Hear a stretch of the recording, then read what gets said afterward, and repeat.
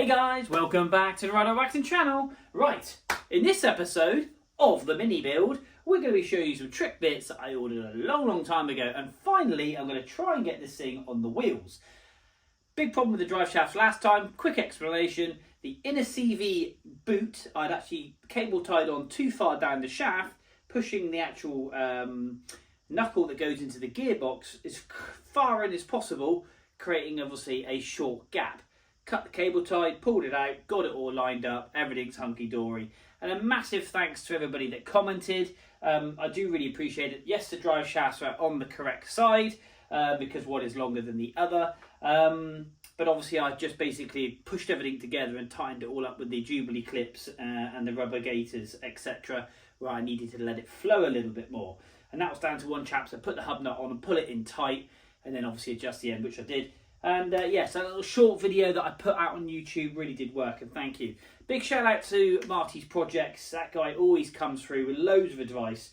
Obviously I've solid mounted the engine in, and he's right, he gives me advice, little things like 10mm clearance either side of the engine and around the engine wherever possible.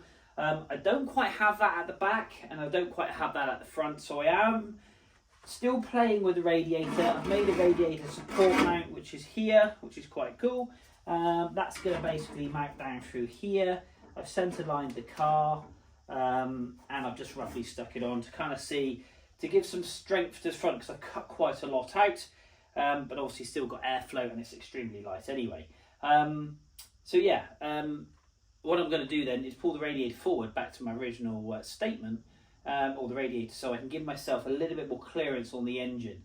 He did mention about neoprene bushing and stuff. Obviously all my engine mounts are solid, even the ones at the bottom from MED are completely solid. I do have rubber engine mounts, I have solid subframe mounts front, rubber ones at the front.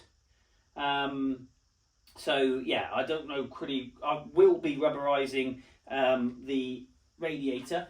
And I was 3D printing, and if you go back to my last video, that 3D print worked really well. However, I did put it under quite a lot of stress, and even the ABS, because I've cut out a bit of a section, I did manage to fracture it, which I think through time that will cause a problem. So basically I fabricated a metal bracket. I've got to cut this down, and that will slot basically over the radiator like so, holding the radiator in, and then I've just got to trim it, and then I'll bolt that down through, and it's all rubberized. And I'm going to do the same on the subframe, and I'm going to pull that radiator forward and cut a bit more of my front panel out, because I'm trying to fit my awesome carbon grille. But obviously I've got to try and fit that where the radiator is sticking out, so it's going to be proud. So I've got a lot of faffing around with that, but that can be done when the engine's out. I've still got lots of other things to do. Anyway, as I mentioned, I do like to talk, so I do apologise. I did buy some trick stuff to go along with the carbon. Basically everything on the car is from Carbon Weasel.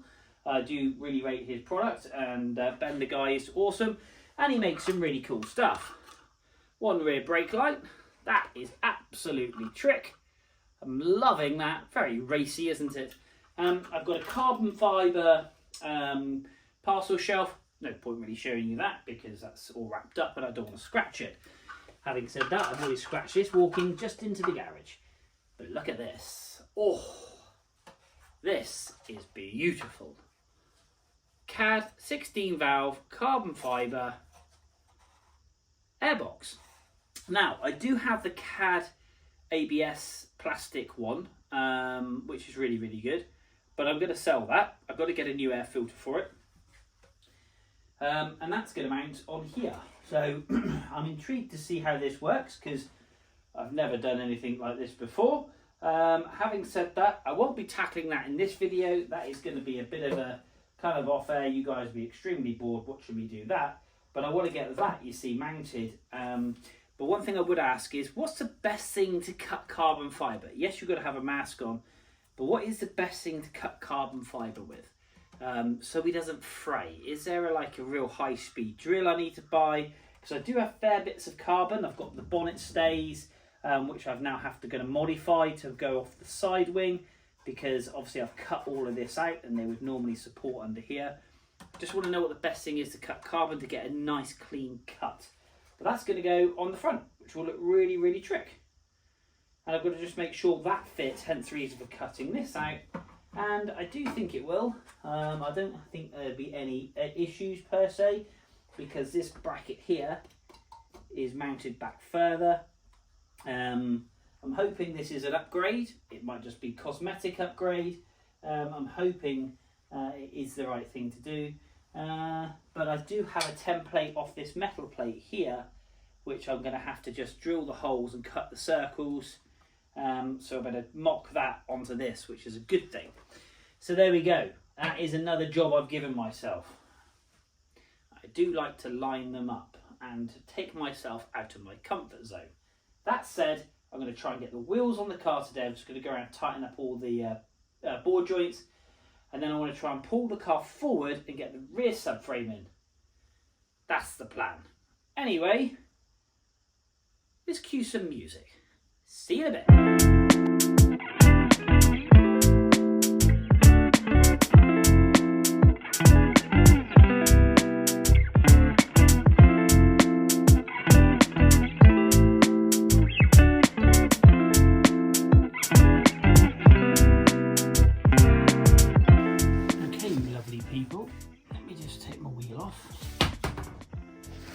Got the caliper on.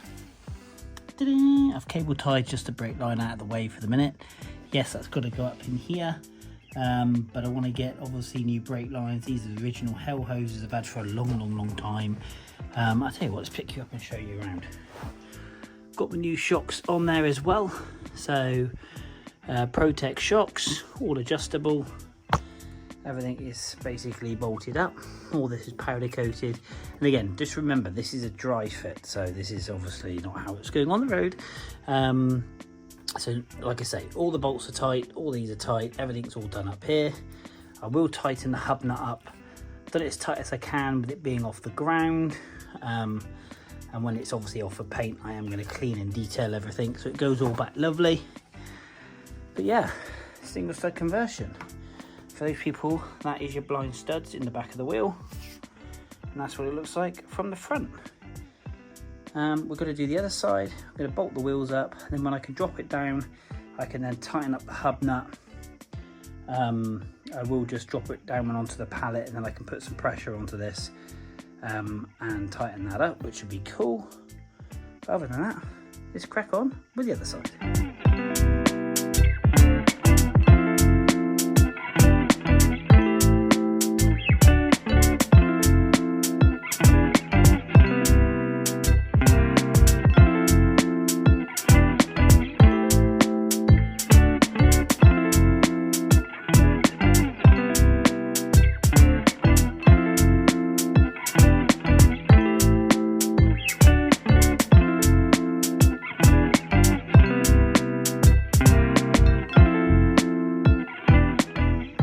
Okay, let's jack it up, take it off its axle stands, lay it onto the wooden trolley that I have, but not loading all the weight onto the wooden trolley because I don't want to bend the floor any more than it is bent from being on the trolley when it went and had the roll cage fitted. And then I'm going to pull the whole thing forward, as far forward down here as possible, so I can lay on the back and get the rear subframe in. That's the idea. Fronts are on, discs are on, brakes are on, suspension's in. And yeah, and as I was saying earlier, and I will apologise, it was the solid rear mount subframe to the body, and I've got rubber front to the body. And I have solid engine mounts both top sides and just one bottom side, and I've been advised to put the fourth one on as well as. And obviously there'll be a lot of vibration going through the engine into the body, and I am going to rubberise the radiator to stop that from vibrating. And as you can see just down here, there's a kind of a pinky bit, and just there as well at the end of my finger, that's where I've got to try and move the radiator forward. I've got plenty of clearance now for the hoses, but I obviously don't want them to rub, and I've got to get a 110 degree to 115 degree elbow for the pipe that comes up just underneath there, this one here, up into the header tank. To get that nice bend, and that way then it will clear the electronic water pump, not causing that to rub. That makes sense. Right, stick some tunes.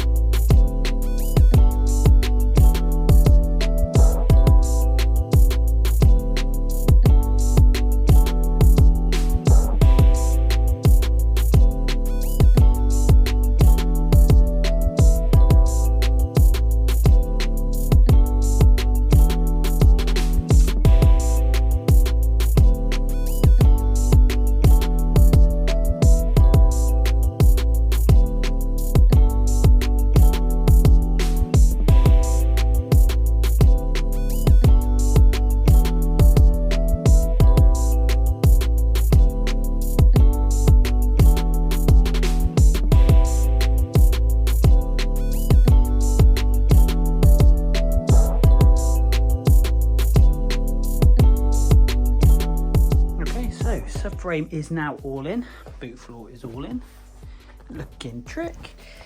I had a real problem lining these up, obviously because of the powder coated the subframe and I got the CAD kind of like solid bushes in there. This side just did not want to line up. Anyway, got a good little hack for that one, but I managed to get it squeezed in, so they are proper tight, they are. Now to put the shocks on, which I do have new shocks. They were the fronts.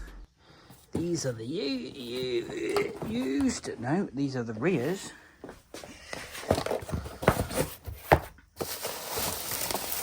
Oh, look at those bad boys. So we're going to get those on and then get the wheels on. Here we go.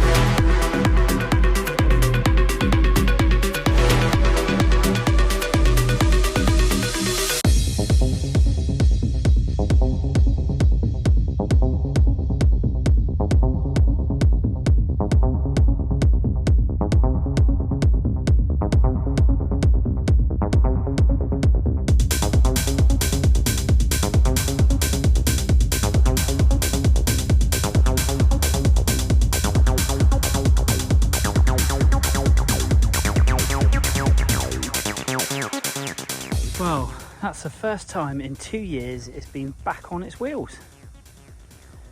God, looks like we're going rallying with the ride height. Check that out. Boom. Obviously I've tubbed the wheel arches, which make a huge difference, but obviously I will be laying it down. But all fresh.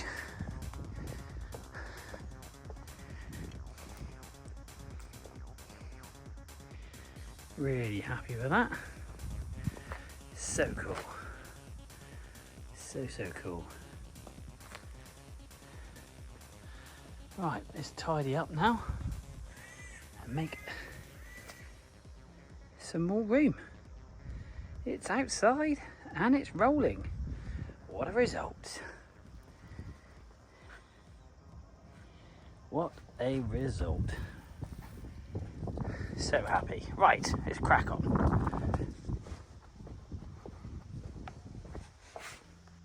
So there we are, guys. One car. Back in a different location. I am very happy with that, to be honest with you. Really pleased the boot floor goes in. The river nuts clear the subframe nicely. Really pleased with that. Because that was a bit of a worry, because I wasn't quite sure how far they go down.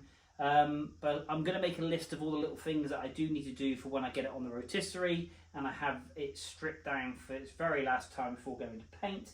But that said, really chuffed it's back on its rubber. I must admit, it's obviously pushing it around and everything else, it's just a nice feeling. It feels like a car again, opposed to just a shell with bits scattered across my garage. I've got to obviously brake line it, I've got to fuel it, and I've got to get it wired. And I would like to try and get a digital dash, as I've mentioned in previous videos, like an AIM dash, a Heltec dash. I'm running a 600 Omex ECU with the CAD engine, and I could do with somebody in the Devon area that's very competent in case of wiring this car. It's not going to have anything special. It's got obviously the new fancy fog light that I showed you earlier. It's got the rear lights, headlights. Obviously it will have, I need to have a horn for MOT. And other than that, it run the engine. I don't need anything else really in the car whatsoever. I will be putting in a jumper for like a jumper cable to charge it, to keep it on a trickle charge. Other than that, it's quite simple, quite straightforward. I don't want the heated rear screen. I've got to get Perspex windows for it. And any recommendations on the front glass, that would be cool.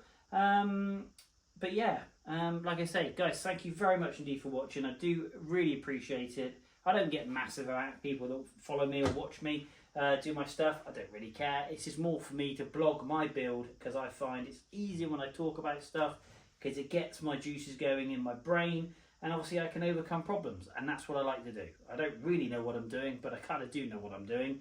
I have a vision and I'm building it, and I'm really, really happy with it, and I like it. It may not be to everybody's taste, but you know what? That's absolutely fine. No problem at all. So guys, thanks for watching. If you do like what you've seen, hit like, hit subscribe, share with your friends. Follow me on Instagram, RetroMini998KR, that would be awesome. But until next time, and the next video, I will see you soon.